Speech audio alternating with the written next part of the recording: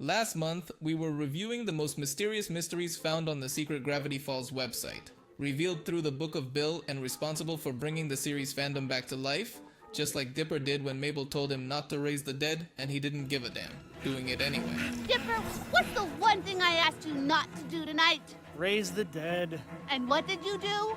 Raise the dead. Obviously, a half-hour video wasn't going to be enough to go through it all, and although we won't make an exhaustive catalog of the more than 300 codes and secrets found by the community, I remember that I promised you a sequel full of cults, riddles, secrets, and the clues that all this leaves us for the future of Gravity Falls. If you watched the previous video, you will remember that we can find codes or even complete documents in different parts of the website. Documents that illuminate rather dark corners of the show's universe. For example, if you click on the bottle with an eye in it, a little message will pop up about Bill's 47th attempt to make an interdimensional portal, this time in Atlantis. I should have known better than to try advanced construction with a species that didn't have opposable thumbs. The Finterdorsmensional portal was as hard to use as it was to say out loud. No wonder these TunaNet-bound squeaky toys didn't become the dominant species. Learn to use a hammer and then we'll talk. If you click the gold tooth on the skull, you get a one-time use coupon to avoid death. And if you click on the dagger, you get a document from the Anti-Cipher Society, talking about the Cypheropticon, an artifact powered by BI juice to be able to see Bill Cipher and an almanac to hunt Bill. If you haven't read the book, this was a secret society that tried to oppose Bill Cipher around the year 1901, but although they stopped him from building his portal at that time, they weren't very successful after that, as they were seen as a bunch of deranged nutcases, and they surely were. But the secret that really interests us is a message that appears if you press the Magaket Labs logo. It is a letter written by Magaket in which he talks a bit about Bill, saying that he saw him once and that he is more or less Satan incarnate. He also leaves us with the hectoring code, which is an old recording of a sermon in a church. Or well, it's actually an old recording of a religious song, which contains a sermon in a church. The song, called Cipher is Real, by Pluckin' Jim Puckett, is mentioned in Bill's book as a song from the 1950s, which was a time when Bill tried to influence humans using music, but every band he started ended in failure. It's not clearly explained why, but all references to Bill were banned from the radio, including that religious song. And you might wonder, what the hell is Bill doing in a religious song? Well...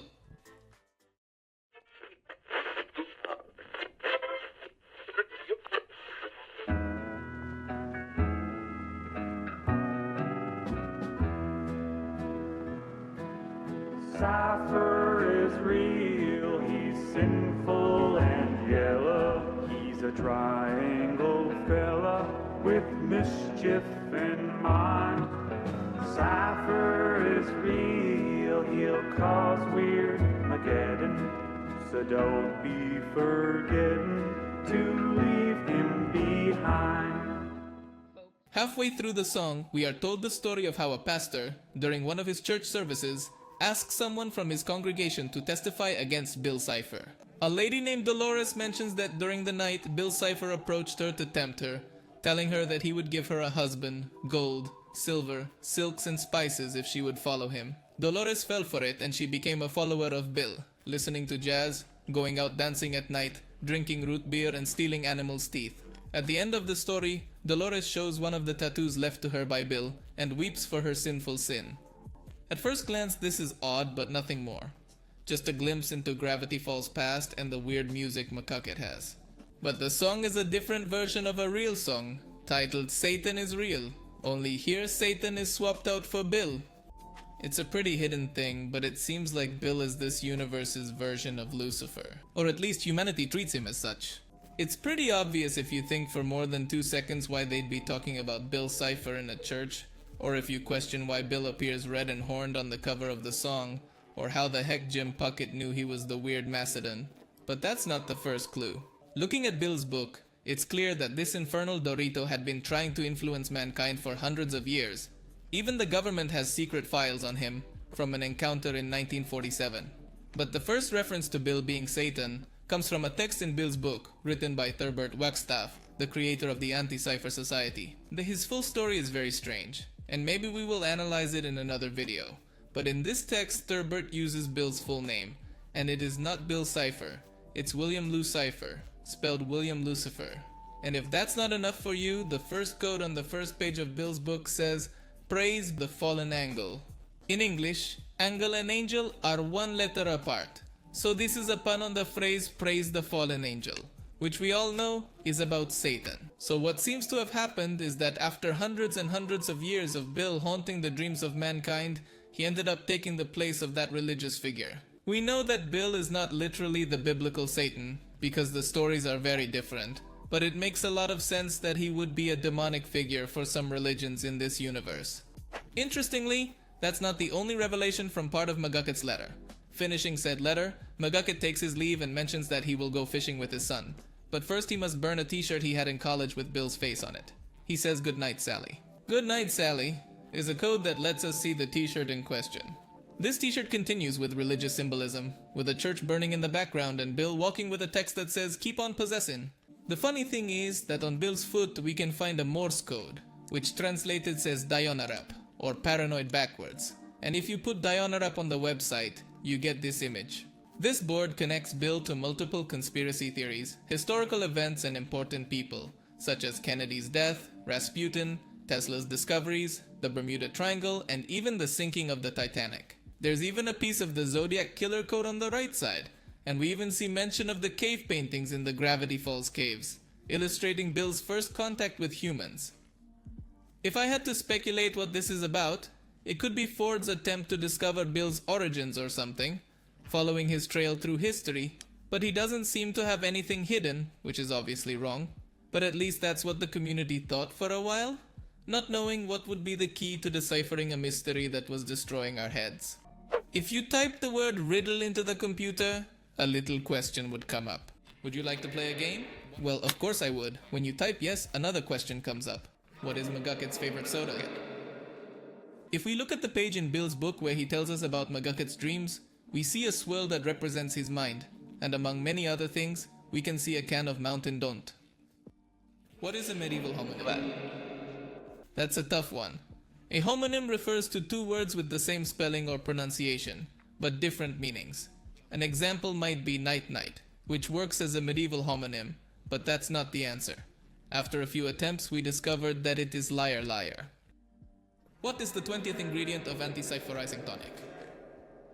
At this point, we realize that the riddle is actually a series of very specific questions about parts of the Book of Bill. Each question brought even more anticipation of what might be found at the end. For this question, the ingredients are listed in the book, in the Anticypher Society section, and the 20th ingredient is Harold's Ramblings. How is clown repellent made? Interestingly, in the same section on the Society, there is a newspaper page, and in it is an advertisement for clown repellent, and according to this advertisement, the answer is Union Made. What is Bill's government file number? This one wasn't so hard. In the entire book, there is only one US government file on Bill, which shows his arrival at a military base in 1947, after managing to pass for a few hours into our dimension using radiation left behind from nuclear testing. The number of this file is the one you see on the screen. Who comes from Zimtrex 5? Towards the beginning of the book, there is a page where Bill talks endlessly about human skin. And at the bottom we find a very curious message in very small letters. Help! This is not Bill Cipher. My name is Grebly Hemberdrek of Zimtrex 5. I'm one of thousands of beings Bill has devoured over trillions of years, whose souls are now trapped inside him.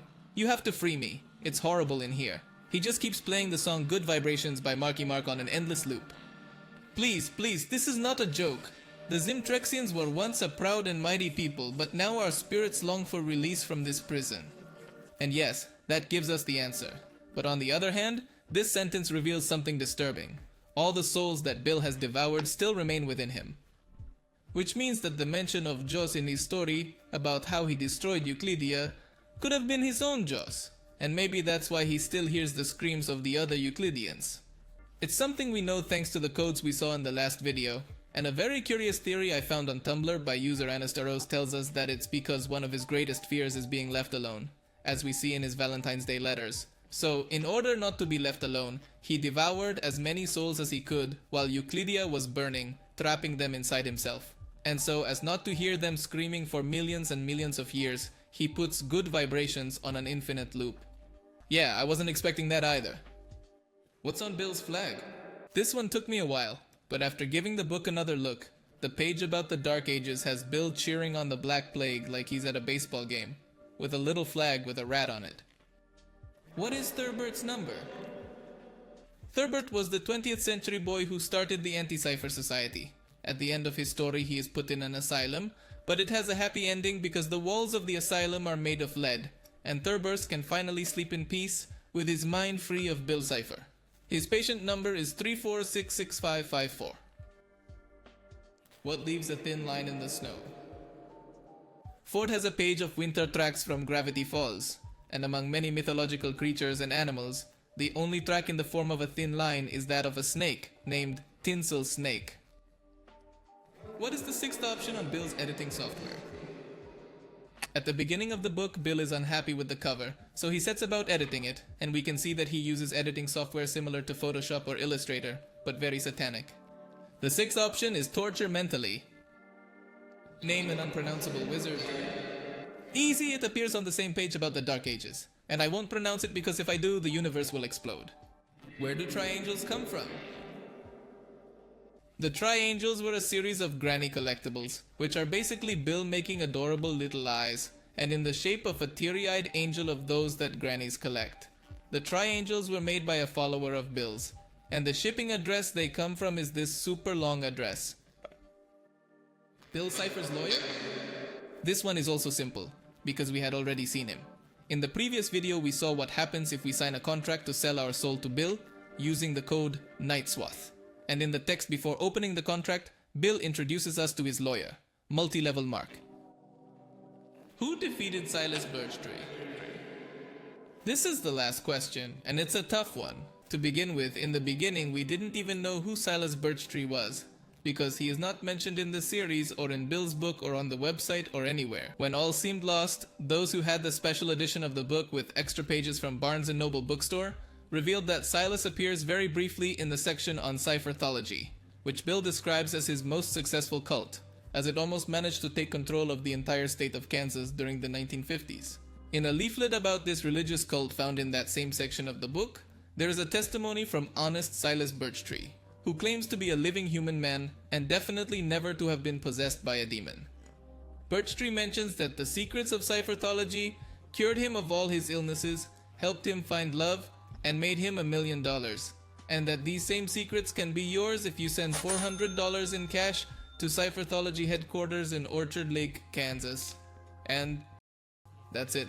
This was the only mention of Cipherthology and Silas Birchtree, so the investigation came to a complete halt again. Or well, until someone took another look at Dion Arad.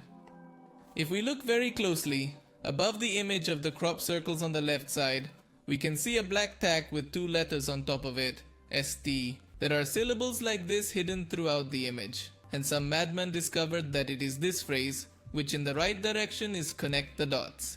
And if we put the phrase in reverse on the computer, we get a gigantic document detailing the strange history of the cult of Cipherthology.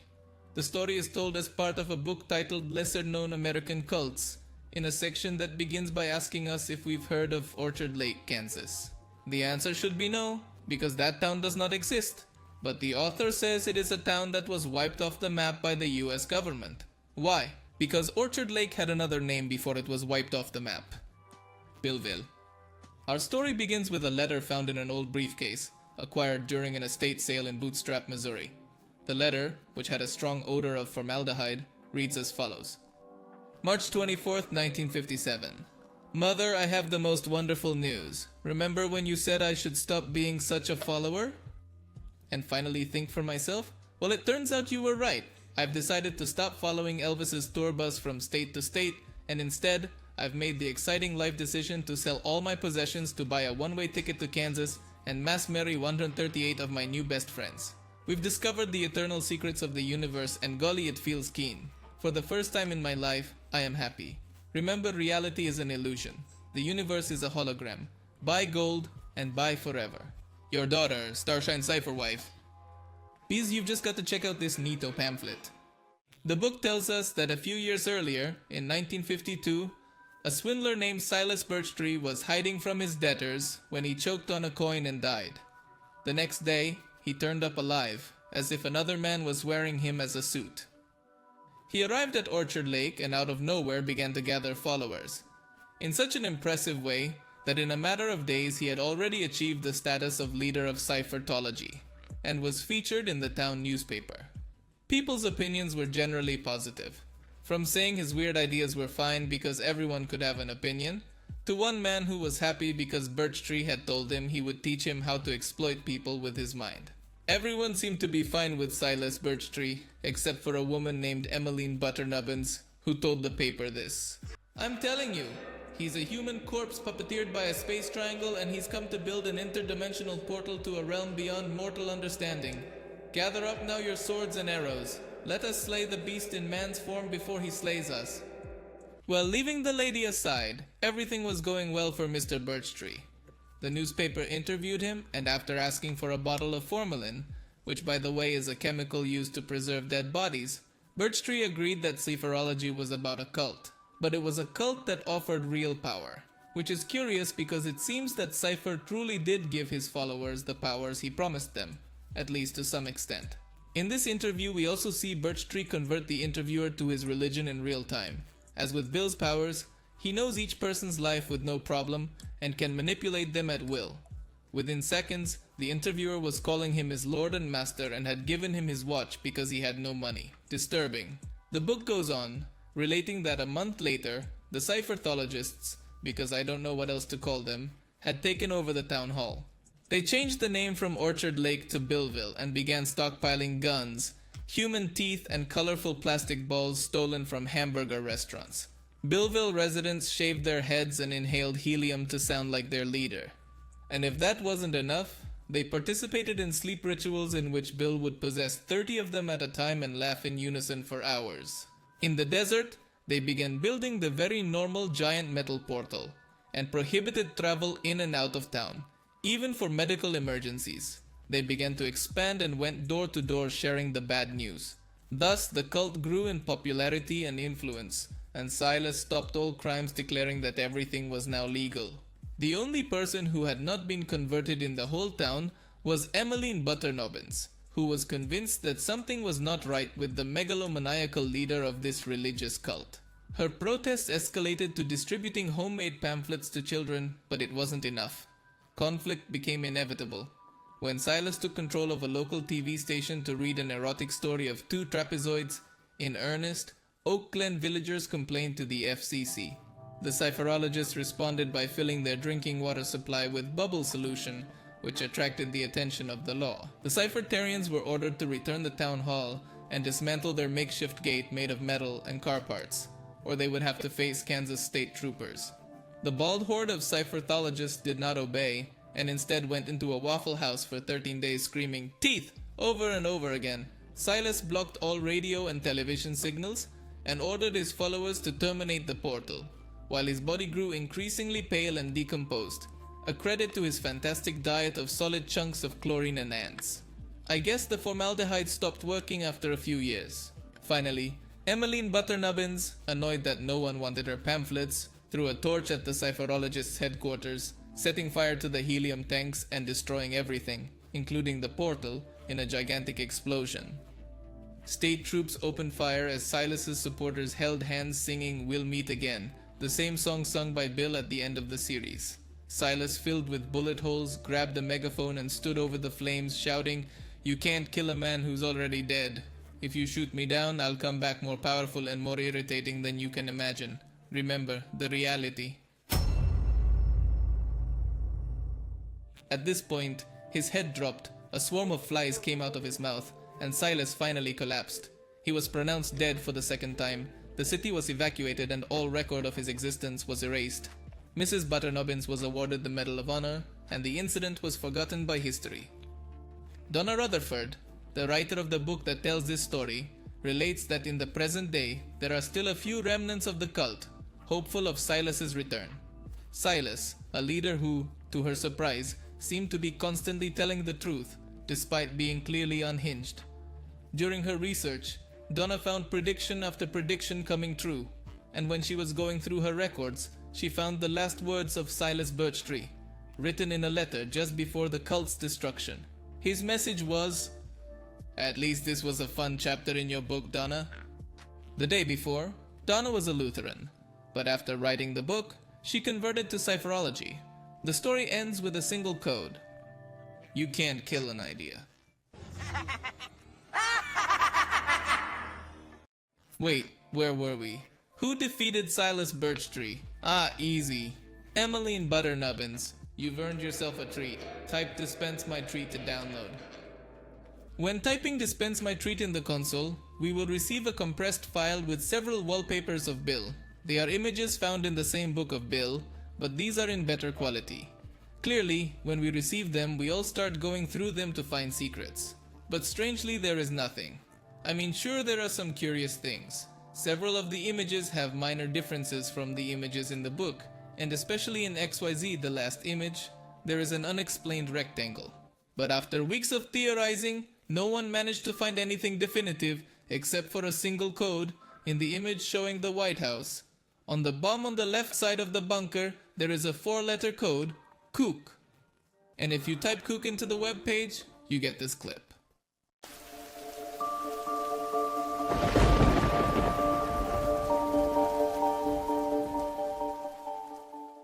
This led to lots and lots of speculation that everything points to a new season or a movie in the pseudo-realistic style of that animation, or at worst, a live-action reboot.